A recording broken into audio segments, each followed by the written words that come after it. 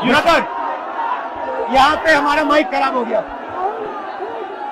और public meeting करना मुश्किल है। जी बिल्कुल ठीक बात है। तो मैंने सोचा कि हम थोड़ा यूपी के बारे में बातचीत कर लें और आप अपना पर्सपेक्टिव हमें बताइए, हम आपको अपना पर्सपेक्टिव बताते हैं, थोड़ी डिस्कशन करते हैं। और ठीक बात है, ठीक बात है।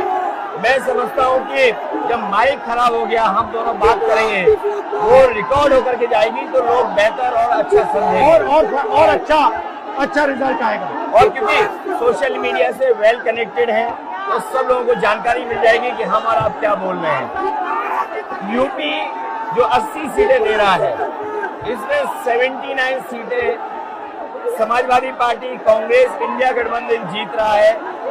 एक जो क्यूटो है उसमें हम और आप लड़ाई में हैं।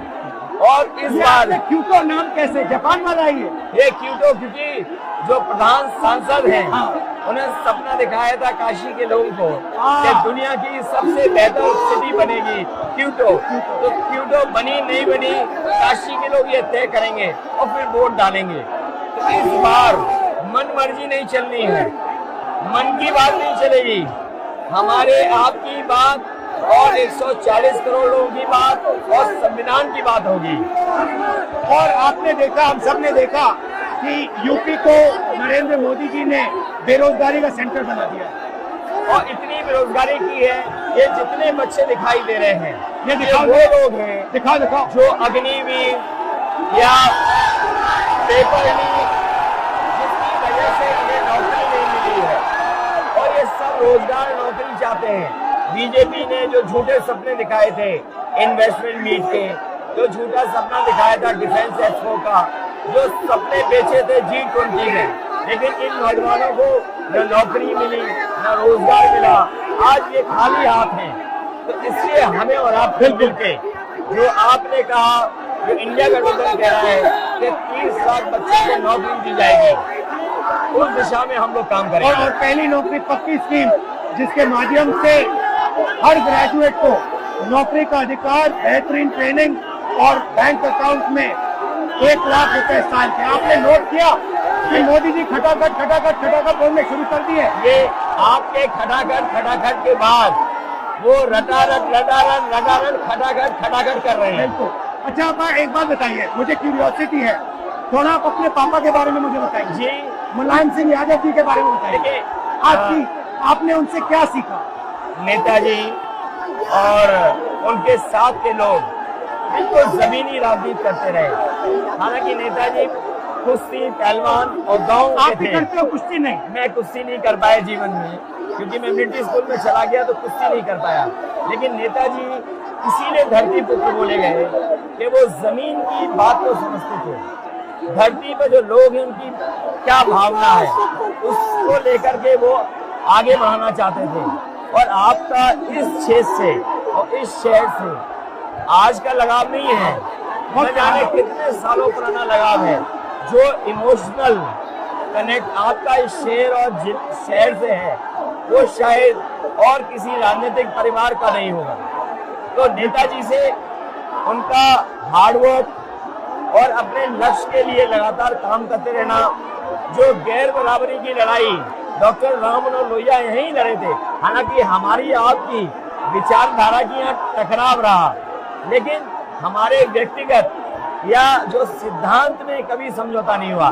सिद्धांत को लेकर के हमने आपके साथ खड़े हुए और कई बार खड़े हुए, और आपकी भी पार्टी सिद्धांत से बहुत करीब रही समाजवादियों के। बट मुझे लगता है कि अब एक नई तरीके की पार्टनरशिप बन रही है, क्योंकि जो इस बार हमारा कोऑपरेशन है, शायद पहले ऐसा कोऑपरेशन नहीं हुआ। मतलब बिल्कुल सब जुड़ गए। सबसे अच्छा ये है कि जितना उन्होंने कहा 2 लड़कों की जोड़ी, उतना युवा आपसे, हमसे, इंडिया गठबंधन से और जुड़ गया। तो ये नेचुरल अलायंस है, और नेचुरल अलायंस इसलिए लोग महसूस कर रहे हैं कि वो चाहते हैं कि नौकरी और रोजगार मिले,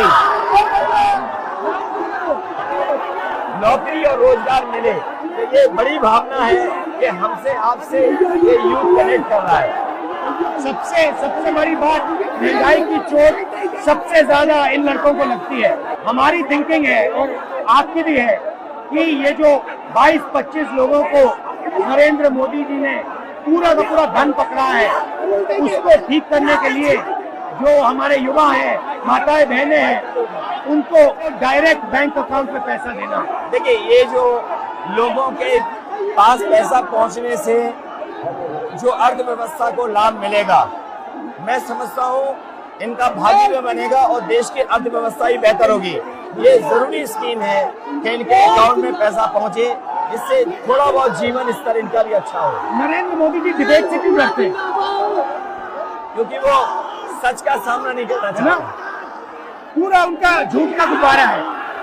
वो बीजेपी और बीजेपी के लोग मन मर्जी से चलते हैं, अपनी मर्जी से चलते हैं और उनको लगता है कि डिस्कशन की कोई जरूरत नहीं है क्योंकि वो सब कुछ जानते हैं। डेमोक्रेसी में जितना डिस्कशन होगा, जितने विचार एक दूसरे को हम सुनेंगे और एक दूसरे पे भरोसा करेंगे, उतना हमारा लोकतंत्र मजबूत होगा। ये बीजेपी के लोगों ने न केवल हमारी जान को खतरा पैदा किया है, बल्कि लोकतंत्र को भी और संविधान को भी खतरा पैदा कर रहे हैं। और इसका नतीजा दिख रहा है कि चाइना हमारी जमीन के अंदर आ गया, ये बेरोजगारी बढ़ती जा रही है, जो प्रोडक्शन होता है वो नहीं हो रहा है, और पूरा का पूरा एक्सटॉर्शन, ईडी, सीबीआई, ये लोग मतलब एक्सटॉर्ट कर रहे हैं। कई बार सुनने को मिल रहा है और सरकार स्वीकार नहीं कर रही है, लद्दाख की हमारी सीमाएं सुरक्षित हो गई, अरुणाचल के आसपास या सीमा जो चीन से छू रही है वो बहुत असुरक्षित है। तो चीन से जहां हमारा सीमाओं का खतरा है, वहीं चीन से हमारे बाजार को भी खतरा है।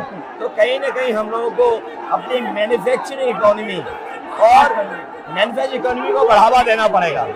और ये जो स्कीम्स है, पहली नौकरी पक्की और महालक्ष्मी, ये मैन्युफैक्चरिंग सिस्टम को, इकोनॉमिक सिस्टम को जंप स्टार्ट करने के तरीके हैं। ये बहुत अच्छा जंप स्टार्ट होगा। इसको अगर फोकस होकर के आईआईटी, पॉलिटेक्निक, इंजीनियरिंग कॉलेजेस को, इन सबको इकोसिस्टम में ला करके मैं समझता हूँ युवा नौजवानों को अच्छी नौकरी और रोजगार मिल पाएगा। और हमारा लक्ष्य है कि सब, हर जात को भागीदारी मिले, स्पेस मिले, हर इंस्टीट्यूशन में, बिजनेस में, एजुकेशन के सिस्टम में। तो वो हमारा, हम दोनों का लक्ष्य है। बिल्कुल। और क्योंकि जो बात सभी दल कहते थे, आज इंडिया गठबंधन कांग्रेस भी कह रही है कि सामाजिक न्याय जरूरी है, जाति गणना जरूरी है। देश के लिए ये बड़ी चीज है। जो दुनिया में अमेरिका है, यूरोप है, अपने उन लोगों के लिए जो पीछे छूट जाते हैं, उनके लिए कुछ काम करते हैं। तो हमारा जो देश जाति के आधार पर पिछड़ा है, तो इसको आगे बढ़ाने के लिए ये बड़ी भूमिका होगी इस बार। बहुत अच्छा लगा, अच्छी बहुत अच्छी मीटिंग है। मुझे लगता है कि ये यूनिक मीटिंग है क्या?